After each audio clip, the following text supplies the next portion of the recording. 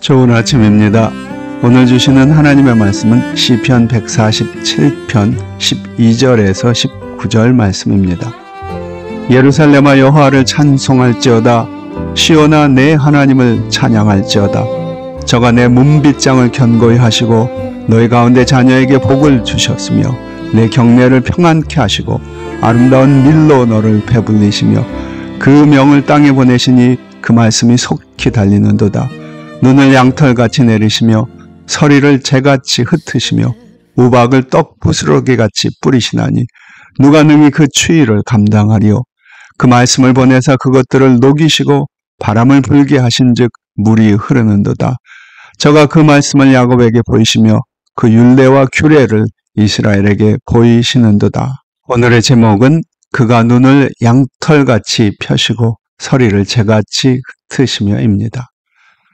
우주여행이 점점 대중화되고 있습니다. 이제 우리는 언젠가 미래에 광대한 우주를 볼 수도 있는 시대가 된 것입니다. 여러분이 우주를 여행하게 되신다면 무엇을 보게 될까요? 물론 우주에 간 사람들은 모두 아름답고 광대한 우주의 모습을 보게 될 것입니다. 그러나 그 아름답고 광대한 우주 공간 속에서 또 무엇을 보고 느낄 수 있을까요?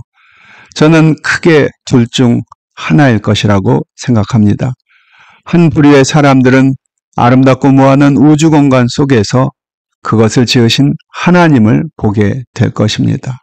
그러나 또 다른 한 부류의 사람들은 광대한 우주 속에서 하나님이 없다고 말하게 될 것입니다. 그것이 바로 소수지만 이미 우주를 직접 보았던 사람들이 보인 반응이었습니다. 1961년 우주에 갔던 소련의 우주인 유리 가가린은 나는 그곳에서 신을 볼 수 없었다라고 말했습니다. 그로서는 실제로 아무것도 보지 못했기에 그런 말을 했을 수도 있습니다. 반면 미국 우주 비행사였던 존 글렌은 광대하고 아름다운 우주에서 하나님의 모습을 보고 느낄 수 있었다고 고백했습니다. 여러분이 우주에 가면 과연 무엇을 보게 될까요? 실제 하나님의 존재를 확인하기 위해 우리는 꼭 우주에 가야만 하는 것도 아닙니다. 멀고 먼 우주에서 하나님을 볼 수 있는 사람들은 분명히 이곳 아름다운 지구에서도 하나님을 볼 수 있기 때문입니다. 우주에서 하나님을 보지 못하는 사람들은 이곳 지구에서도 하나님을 보지 못할 것입니다.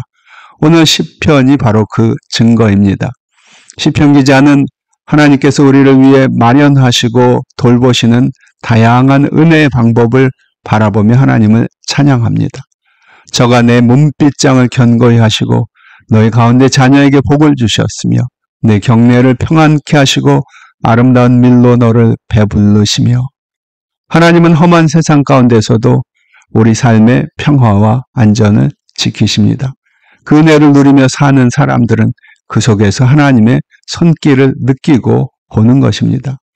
또 그는 눈을 양털같이 내리시며 서리를 재같이 흩으시며 우박을 떡 부스러기같이 뿌리시고 그 말씀을 보내사 그것들을 녹이시고 바람을 불게 하신즉 물이 흐르게 하십니다.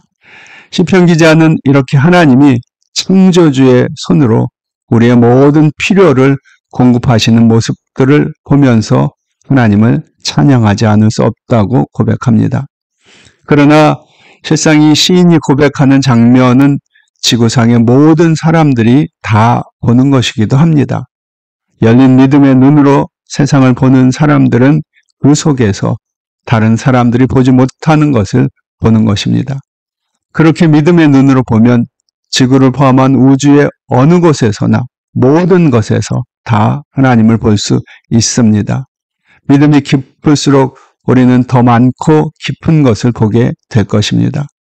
그러나 믿음 없이 닫힌 눈으로 본다면 우리는 우주 공간 그 어디에서도 하나님을 볼 수 없을 것입니다. 이것이 바로 많은 구원받은 사람들이 잃었던 생명을 찾았고 참빛을 보게 되었다고 찬송하는 이유일 것입니다. 여러분의 눈은 어떻습니까? 무엇을 보고 계십니까?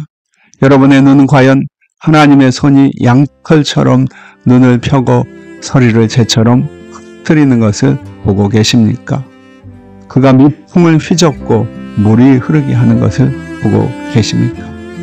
여러분은 과연 구원받은 자의 열린 눈으로 세상과 우주를 바라보고 계십니까?